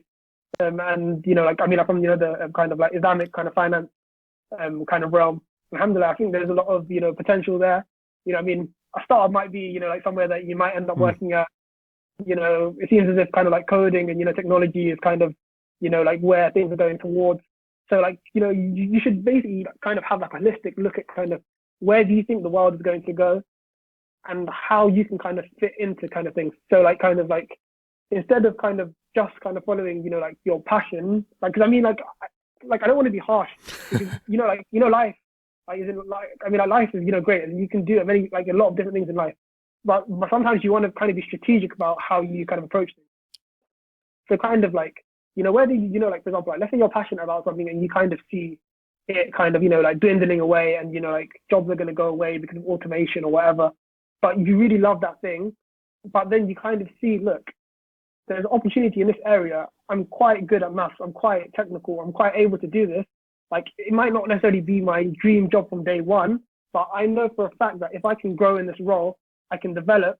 Maybe I can even maybe come up with my own kind of company and maybe shape things and kind of like live the life that I want to kind of live in the long term. So sometimes it's about sacrifice in the short term. So I Yeah, think it's all about kind of weighing things up and kind of thinking about kind of like where do I want to be in 5 or 10 years time. Sometimes like, and also the thing is, it's like a lot of like young people, I mean, like young graduates and stuff, like sometimes they get scared of kind of, like taking risks, sometimes maybe leaving a role. But I think it's all about kind of like, if you don't see yourself, like in your, like your managers or your, senior managers kind of footsteps in the long term, there's nothing wrong with you exploring and looking around and kind of, thinking about kind of is like, would this work better with me? Would that work better with me? It's all about kind of, trying and testing things. yeah. You So know yeah, I what? think that's probably one thing I'd probably say. That today, the reason why I find that advice so valuable is Yeah, because at the early stage, especially, yeah, like sometimes people can really narrow their views in terms of what they want to get into, yeah, and they, yeah. as a result, They they, limit themselves, yeah, massively. And I really. think this advice is so tailored to that age group that it's basically saying, keep Yeah. your options open, and because you might feel Yeah, passionate about this, but once you go into a different area, you might you might uncover enjoy a it. new passion I love because it. you don't generally don't know, like, have a real insight already. So you kind of coming in, for example, like, let's go back to university time, where we have no idea how it's like in the workplace, what they actually do, what the different areas are, because there's so much going on. But if we limit Yeah, ourselves to one thing without knowing what's out there, then we're yeah, like, we're kind of playing ourselves in a way. Whereas if you, for example, like you Playing mentioned, yourself massively, because think about it this way. There's only so many jobs in a certain industry, right? But if we look at the economy as a whole, if you look at the labor market as a whole, there's a plethora, there's so many roles and so many jobs and so many, things available.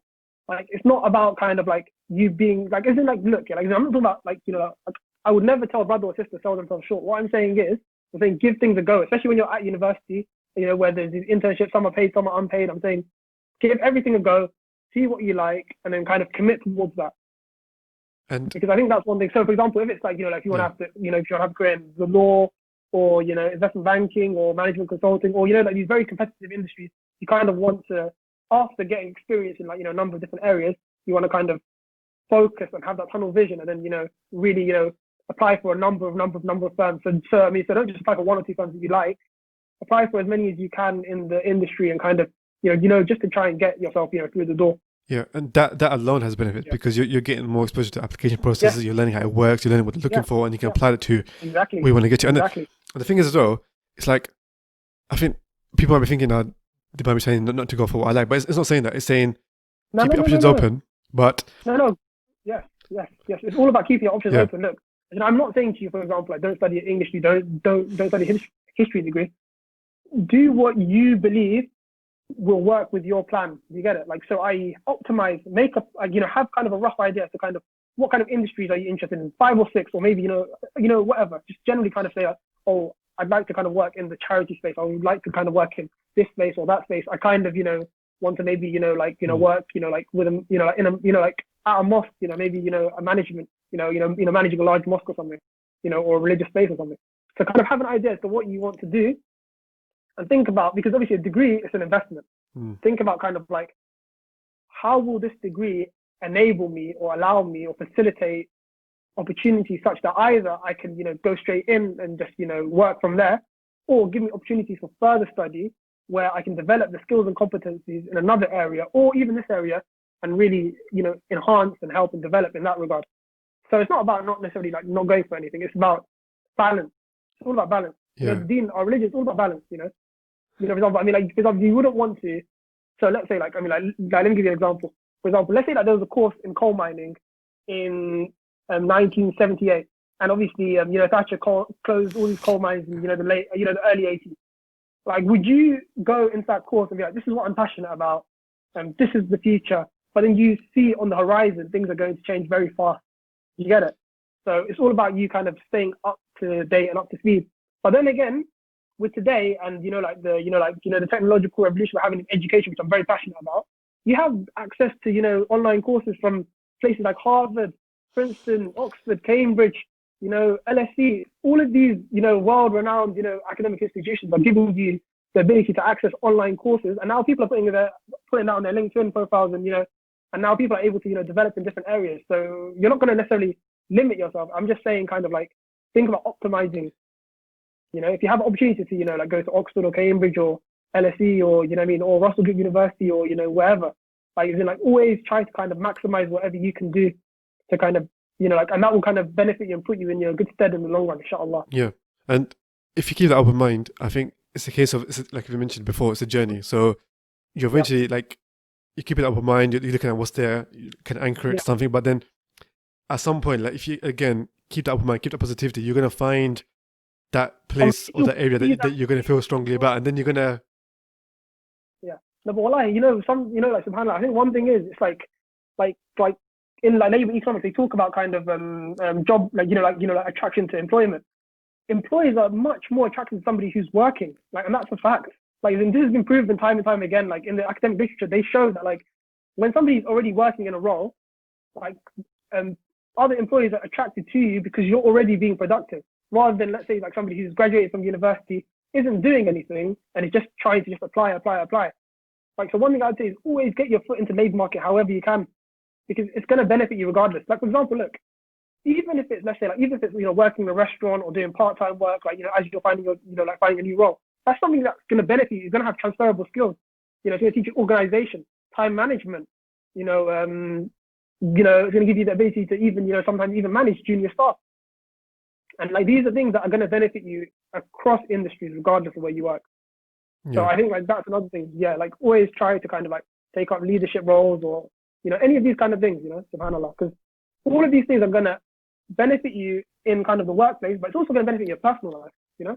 Yeah, and so like You're more confident. yeah, so the steps. So for Yeah, example, it's probably like once you build the skills up and know who you are, know your values, figure out what you like, what you don't like, and build your maybe you start building a niche or whatever it is, your specialist skill, then you will gradually work towards that the ideal job perhaps. Like, but which you at the start you may never perceive what it would have been, but because you've gone through the process, you figured it out now, then you kind of clear the path for yourself in that sense. So it's all kind of going back to the bigger picture. So kind of keep it up in mind, doing different things, seeing what's out there, building those skills up, and then as the time goes on, the experience builds. You'll gradually, it's a test of patience, but you'll find that place that you really want to be in terms of the role, or where is it you really want to work, or where your passion really is, and you'll uncover new passions. Because like Mohamed Arshad, who I spoke to in episode 3, like he's now doing marketing and building Muslim businesses and all that kind of stuff. But 20 years ago, he was like just in a sales job, and if you told him that he'll be doing this, would have no idea. But because he used that, built his skills up, made the most of it. Now look at where he is, and it's just an example. And I think for many of us, if we have that anchor, then it's only a sign that we can really go forward. Bro, did you see the news yesterday about Asda? Like, look at those brothers who bought Asda. Subhanallah. Like, how did they start? I think they started off in 2003 with what? I think they started off with one garage, like one of the, like literally one store, like one of their auto stores. And now, subhanallah, look at them. You see how what they were able to kind of build with their empire now. They own one of the big 4 supermarkets in the UK. Subhanallah. Definitely. And they're Muslim, and and that's that's just wow. Like, that's something that shows, like, we have the ability to do anything. We just have to, believe in ourselves, have to tawakkul in Allah, and really just try and build and grow, and take things step by step. Like, it's not about rushing into, getting into X place on day one, because you might not be ready for it. You know what I mean? Like, as in, like, you might not be ready for it. It might not be for you at that point, because you still need to develop as a person. 100%. And we shouldn't forget that personal development, not just, just getting into the ideal job straight away, but, taking the journey and learning as we go along and reflecting. And I'm just saying the generic stuff now, but I probably said in other episodes, but really, I think, and the one amazing things about the career journey and doing different jobs is it gives you that character development that you wouldn't otherwise normally get if you were just, if you got to your first perfect job in the first go, it just doesn't work like that. Whereas if you go through that slight, not hardship, but maybe it's like hardship, maybe it's like exploring different things. I mean, but one thing I would say is that, like, regardless of like, for example, like, let's say somebody gets into their dream job, like, at the first go, it's very unlikely that they would have, that they wouldn't have applied for other things and got rejected. I think everybody, gets rejected, because I think one thing is, like, when you look at kind of, LinkedIn or, any of these kind of platforms, you kind of see people who are just showing their successes. But for a fact, like, for every success, I mean, there has to be, like, like, it's very unlikely that, like, somebody wouldn't have failed at something, And I think life is all about kind of stretching yourself and realizing that, like, I need to take myself out of, quote unquote, my comfort zone to, really change my life, And things are not necessarily going to come to you easily. So you have to work for it and, really have belief in Allah and believe, that you can do this. And not to be negative minded, because if you're negative minded, you're really lost. You've really lost. And you're more or less defined by how you react to those setbacks and those kind of failures, I guess. And how is that failure doesn't define you, but how you respond. What are you going to do about it? How are you going to build from it? And that's what's going to define you in the long run. I feel like sometimes. No, I just want to say one last thing. Sometimes, like, the success or failure, like, you can put all the work in, and sometimes, I mean, Allah's will is Allah's will. But the only thing that you have control over is how you react to, whatever's happened. Like, you might not have, like, like, the ability to control the, final, kind of, result, but you have the ability to control how you react to receiving that result. So that's basically about it. I remember khutbah yesterday. The Imam mentioned that for the Muslim, we don't focus on the result; we focus on effort. Yeah. And I think what you just said basically, basically summarizes that. Alhamdulillah. But I was going to say, bro, I know you mentioned there's like this question, and there's like a last question, and the last question was like key lessons of reflection. But I think you've probably combined it with inadvertently, bro. Inadvertently. I'm not that smart. I didn't read your mind or anything. SubhanAllah, man. But I'll say, okay, because you've covered that, and there's a lot of advice there, a lot of advice for people to think about, to consider, and to really reflect on. And alhamdulillah, this is really, I think, going to be really beneficial for the listeners and those that are watching this. No, but although actually, I mean, I think I wanted to give like one like last kind of like piece of advice like before we finish. Yeah, like that's okay. And just one last piece of advice. Yeah, of course. Like, I mean, sometimes when you're kind of like, like in like kind of like academia or university or like somewhere that's very competitive, you kind of find that people sometimes aren't the very nicest, or sometimes people, like want to kind of be, very, like keep things to themselves and don't want to share and don't want to help. But I think in the world that we're living in today, this open, open economy, where, digital age has really, allowed us to kind of unlock things. Like, for example, I'm able to see papers and, like I'm able to see course notes from the US. I'm able to see course notes from Cambridge. I'm able to see, course notes from everywhere. I'm able to understand kind of like what are they studying here, what are they doing there, what are they doing there. So one thing I would always say is, if you help other people, like I think it's part of our religion to really be positive and to help other people. So like don't don't feel as if you kind of have to be so competitive and so toxic and so negative and like kind of like just worrying about yourself. Like if you can help somebody, help them out, because subhanallah, I've had so many people come to help me. Muslim, non-Muslim, doesn't matter. I've had people like at Goldman Sachs who who are big people in New York office who are willing to give me like time out of their day to speak to me about kind of how a bond market is working or X, Y, or Z, just out of curiosity. And one thing I would always say is be generous with your time, and you'll find that other people are going to also be receptive. And also, like, don't feel disheartened if sometimes like you try to connect with somebody or try to network with somebody and they aren't necessarily like willing to get back to you, because sometimes people are busy, they have their own lives, or sometimes they might not have the capacity, because they might be helping several other students out, and they know that like if they do connect with you, they can't necessarily help you out as much as they would like to. So don't take it in a negative way, and just keep positive, keep believing in Allah, keep making dua, keep making istighfar, fear Allah, and just be positive and just keep going. Yeah, I think that's basically it. That's on point, bro. Wallahi, that's on point. And I think if you have mercy to the creation, Allah will have mercy on you. And if you're easing the burden of someone else, Allah eases your burden. Absolutely. And I mean, and that's one thing I can say, it changed my life. Because if if you are greedy and if you are like kind of selfish, if you're just like so self-centered, it's not going to help you, because people, they can see through it. People they can see who's genuine and who's not. Like, it doesn't take like it doesn't take for like somebody who's like, for example, a senior civil servant or a vice president of investment. It doesn't take them a minute. Like, they can smell it. Like, they can smell like inauthenticity. Like, they can see it from a mile away. So just be authentic, be yourself. Yeah, and be a positive person. 100%. And like if you're if you have the right intention, for the sake of Allah, and Allah's going to ease your burden, He's going to absolutely give you help. Absolutely. Then that's the formula for success, isn't it? What more does anyone need? Absolutely. And one thing I would also say is, like, especially with this LinkedIn kind of culture, I mean, don't compare yourself with anybody else.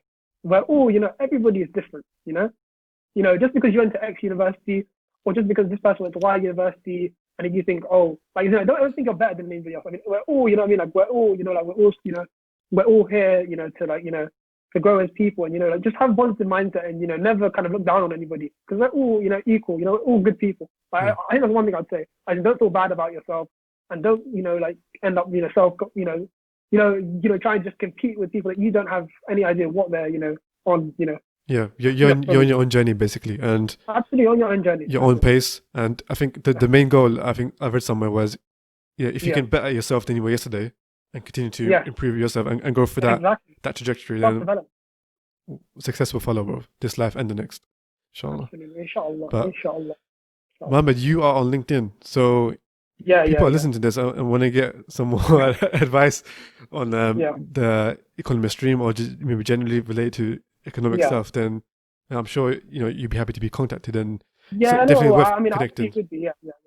No, but only thing I'd caveat it with is, obviously I'm currently studying a master's course, so I'm going to be quite busy, and I don't want to kind of kind of overpromise. So, like, if I can help you, and and if it's reasonable, like, given my schedule, I will absolutely try to help you. But I'm very open to helping you. Like, even if I finish kind of my course and I have free time, just contact me, and I'm very, very happy to help, and willing to talk to you about anything. Inshallah. Inshallah. And I think there's other, like, if you take the initiative and look up other Economist Fast streamers, you find a lot more on LinkedIn as well. So absolutely.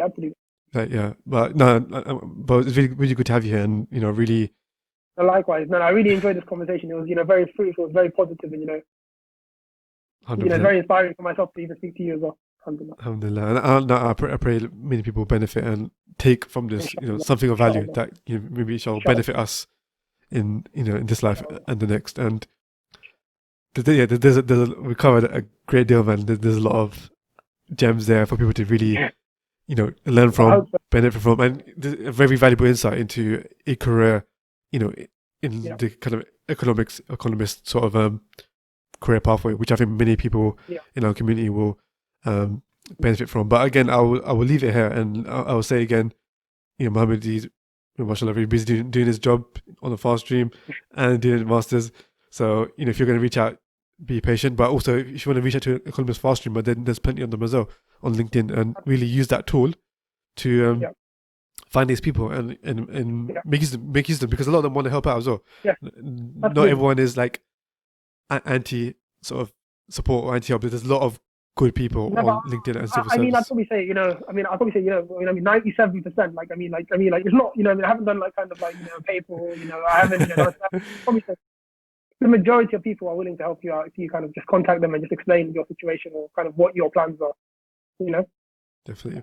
And with that, I'd love to hear any sort of comments, thoughts, or reflections on this. Any even feedback from people that are listening or watching this on YouTube. And again, if there's any sort of questions or anything that we may have not covered, feel free to drop a comment, whether it's on the social media channels or on YouTube, and we'll try to get back to you with a bit more clarity. But I think we've covered an amazing amount, and this should definitely be beneficial for those that are thinking about this career and thinking about careers widely, even in this sort of pathway. And I think a lot of the advice was can be generalized to all sorts of things across the board. But with that, I know we can go on for like another probably hour or two. Yeah, no, we but could, yeah, bro, we will end it here for now, bro. But Jazakallah khair for joining the podcast. Oh, yeah.